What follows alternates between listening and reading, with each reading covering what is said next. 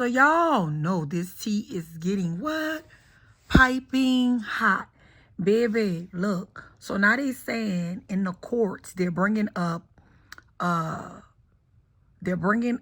evidence that they're trying to connect Yo Gotti company, Cocaine Music, look, they said it, to what happened to young Dolph. Let's get into this. Shout out to Flacco. You know, when you react to somebody's video, you want to give them a shout out because you're using their content, you know. So I just wanted to play a little bit, just get y'all familiar on what's going on with this case. Like I said in my other video, it just seemed like they are taking a lot of black leaders in music down, you heard me? But it's crazy with the Puffy, they saying Jay-Z next. I'm not sure. I really hope not. I really do like Yo Gotti. He don't be in no bullshit. Like he quiet. You heard me? Like, I don't know him personally, but you know. But anyway, let's get into this video. Don't forget to subscribe to the channel, LegendaryMsTee. Press that like button and the bell for notifications so when I upload new videos. I love y'all. Guess what, guys? We are almost monetized with my channel, so I need you guys to keep watching the videos because I'm almost at 4,000 watch time. I love y'all. This your girl, LegendaryMsTee. Keep guarding your heart and keep loving your heart no matter what. Okay? I just caught up on a young Dolph trial that's currently going on. So the actual shooters and killers of young Dolph, they already went to trial. They was found guilty. Now the mastermind, Hernandez Govain, who's the connection between CMG and the killers, he's currently on trial. Now, during this trial, we see not only is the prosecution pointing to CMG and Yo Gotti's big brother, Big Jook, being the one who paid for the hit, but you also see the defense is pointing a finger at Big Jook, CMG, and they even named Yo Gotti by name. In the opening statement, the prosecution laid out that young Dolph was murdered because of the ongoing feud with Yo Gotti. They will even give the history of young Dolph and CMG's beef, which would also play out later on in this trial when it was brought back by the defense, and they was asking, hold on, bro. If y'all know that Yo Gotti and Big Jook is behind young Dolph's death, then how come my client, who's the quote-unquote middleman, why is he at trial and Yo Gotti and Big Jook not at trial? Thornton made his own way in the music industry. And he created a label called PRE, Paper Route Empire. Hopkins will tell us about it. He'll tell us that Adolph Thornton made his way in the music industry and created opportunities for other artists. But when you create opportunities for others, some people don't seem to like that. So Hopkins will tell us about another label, CMG, also known as Cocaine Music Group. He'll tell us about the history and the tension between these two labels. He'll tell us that CMG wanted Thornton as their own, but when he decided to pave his own way, when he decided to be self-made, he became CMG's enemy. Hopkins is going to set the stage for how this story truly began. And after Hopkins, you'll hear from Cornelia Smith. And this is when it all will click. Smith is a co-defendant. He'll tell you that he met Govan in 2021. They met through Smith's friend, Bobby Carter. And Smith has a couple of nicknames for Govan. He calls him Big Bro or Quet. Govan started out by selling drugs to Smith, pills more specifically. But that's not the only thing that Govan did. Govan chose Smith. And Govan chose him to do a job. Govan also chose Justin Johnson, another co-defendant, to do that same job. A job that ended and that, like that ended in the life and death of Adolph Thornton Jr. He chose two desperate people. Smith, needing money, needing to support his family.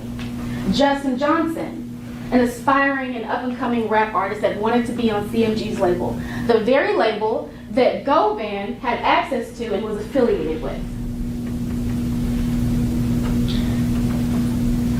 Smith will also talk about a meeting at Govan's house. The people present at that meeting were Smith, Govan, Justin Johnson, and Anthony Mims, also known as Big Jook. Now, Jook is the number 2 person at the CMG label. Smith will tell you that Govan said that there was a bounty on Adolph Thornton's life. In fact, there were multiple bounties on PRE artists. The interesting part about this is they kept saying CMG, CMG, CMG, when Big Jook was the one they identified, because Big Jook was the president of CMG, Yo Gotti is the label owner, but Big Jook was the one that they identified being present at the meeting with Hernandez Govan, Big Jook, and Cornelius Smith. And according to Cornelius Smith, Big Jook is the one who told him, yo, we got a bag on any and all PRE members. We got 100K on Young Dolph. According to Cornelius Smith, Govan never really said too much during that meeting. But Govan was the one who would follow up, who would check up, right? Who would let them know, hey, man, yo, we got Dolph in town. Hey, your PRE coming in town. But if Big Jook was the one behind this, why wasn't he charged 2 years afterwards? Why did he have to die for y'all to go to court and say, yeah, he's the one responsible? And then why not just say Big Jook? Why say CMG? Why include Yo Gotti into this? Now, the prosecution, well, no, the defense, their opening statement to me was more telling. To me was more damaging for Yo Gotti and CMG, because the defense for the middleman, Hernandez Govan, I'm expecting for them to do an opening statement not including Yo Gotti at all, not including Big Jook at all. I expected the defense to essentially target the credibility of Cornelius Smith, because Hernandez Govan so far hasn't snitched yet. He hasn't cooperated yet. Now, according to Cornelius Smith, the snitch in this case, they apparently thought that Hernandez Govan was snitching from the get-go, which is why Cornelius Smith began to cooperate. I need you to take your phones out and then walk you through how much everybody's worth. You already knew all that. If you want to be honest with you, I can be honest with you. Because they were saying that Mr. Govan was like one straight or nothing like that, was like informing and stuff like that. And, you know, they were saying he was police, so okay. Yeah, well, all the phone gotta go outside, you know, when you talk around. So let me back this up. You were told at the meeting that Mr. Govan could be police. Nah, Bobby been told me that. Bobby told you. And then the streets talk, you know, people in the neighborhoods were saying that, you know, he had got him popped and he had got him sent to jail and he was setting them up and stuff like that. So let's maybe go back to scratch. You just met this guy for a short period of time over the summer. Bobby's already told you he's a snitch, maybe works for the feds. But you can't tell me nothing about no bad like that. If he ain't did no wrong to me, he ain't did no police stuff to me, he ain't police me, so I don't just take you to the street say that about anybody, you know what I'm saying? They probably saying it about me right now. Your friend Bobby Carter told you that. Your friend... An associate. Okay. I don't have friends, I have associates. Right. Your associate told you that this man that you just met is a federal snitch, you can't trust him, right? Yeah, but people say that about anybody, man, you know what I'm saying? So, no, you ain't did no police stuff to me, like... I ain't got no bad to say about you, you know what I mean? All right. You cool, you so, know, streets talk like that all the time, associates or whatever. Because he probably seen how me and him would get, and he ain't like that, so he come with this, man, you know, he police, you know what I'm saying? So, I don't even know what people say. All right, so let me just ask. It's just like proving guilty and to prove innocent, you know what I'm saying? Which also plays a hand into the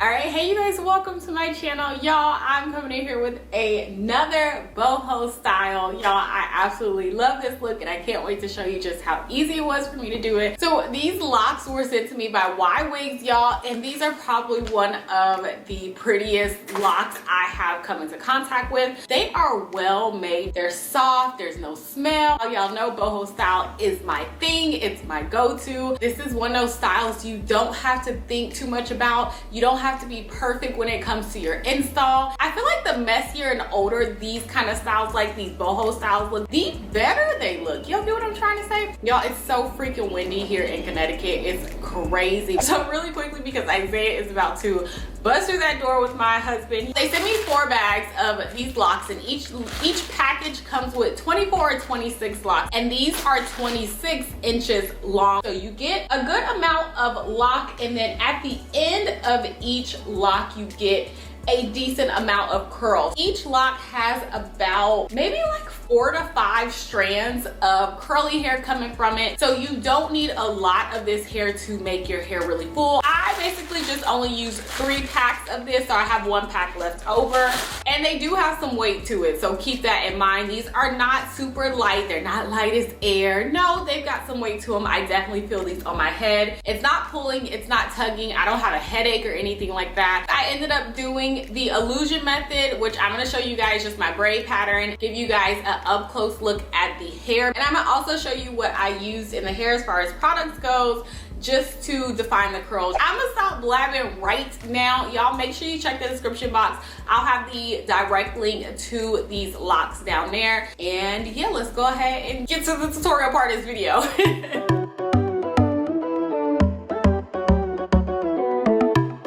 All right, you guys, so let's get into this hair tutorial really quickly. So here are the packages. Here is the hair up close. Like I said, I got 4 packs of hair and they all have 24 locks in them with curly ends. And y'all, here is my braid pattern. It doesn't look the best, okay, but it's neat. It's as neat as it was gonna get. I actually kind of messed up doing the illusion style this go around, but I was like, it's all good. I already knew. I just really wanted the front 2 rows to look as decent as I possibly could.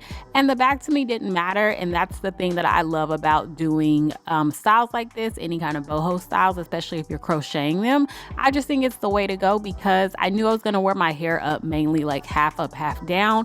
It's just my go-to style, or just kind of pull back a little bit. And the hair covers all of, when it's pulled back like that, the hair covers your cornrows and all that kind of stuff. So I was really just concerned about the front. As far as crocheting it in, very easy, y'all. I'm taking it very slow just for those who've never done their crochet this way. But all you want to do is just be very gentle. Also, make sure you do not braid your hair down super tight. That's another thing. Your cornrows, your base should not be tight because you do have to pull these locks through. So I'm basically just crocheting it through and then pulling it with my finger. And that's really it, y'all. It's the easiest thing. All you need the crochet hook for is just to simply get the lock through, and then the rest of it you can just pull through with your fingers. Now with these particular crochet locks, I love these as well because the loop on these is decent, you guys. You can actually kind of make it a little bit bigger if you need to, but they're not tight. They're not super adjustable, but they did a really great job with the loops. And you guys, I forgot to mention, just for the back of my head, the braids, I just crocheted my cornrows down and just made that as flat as possible as well.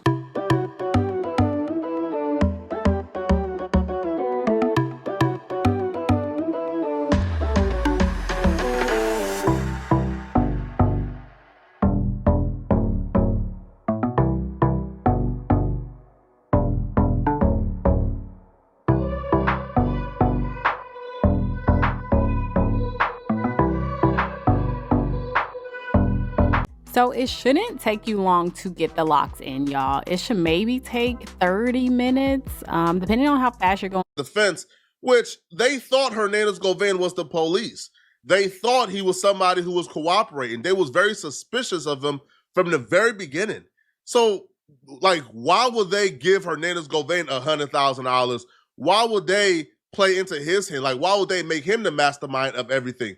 So the prosecution points at Big Jook and Yo Gotti and says they were the mastermind. They had the 100,000. Govain was just an easy target for the defense attorney, well, for the prosecution, and he was just an easy target for these lazy detectives, right? The detectives didn't want to do the work and the job to go after Yo Gotti and Big Jook. Now, the crazy thing about this, if Hernandez Govain ain't snitching or not cooperating, then him going after CMG or Yo Gotti in his opening statement, to me, is kind of like, that's shocking to me. Because as far as I'm concerned, Cornelius Smith is the only rat. But if your lawyer is pointing fingers at other people during the opening statement, is that considered snitching as well? I don't know. So the state just told you to your face that Mr. Govan picked out 2 desperate people. Cornelius Smith, if you are to believe him, says in his statement, I just happened to be going by Quet's house, Govan's house, to buy some ecstasy pills with my girlfriend. Jook happened to be there. He doesn't say Quet said a word. Jook says there's a hate on everybody, and I got you, and Jook says, take the phones outside while I talk to you. Assuming you believe any of that's true. And the reason I ask you if you think any of that's true is the police never went to Quet.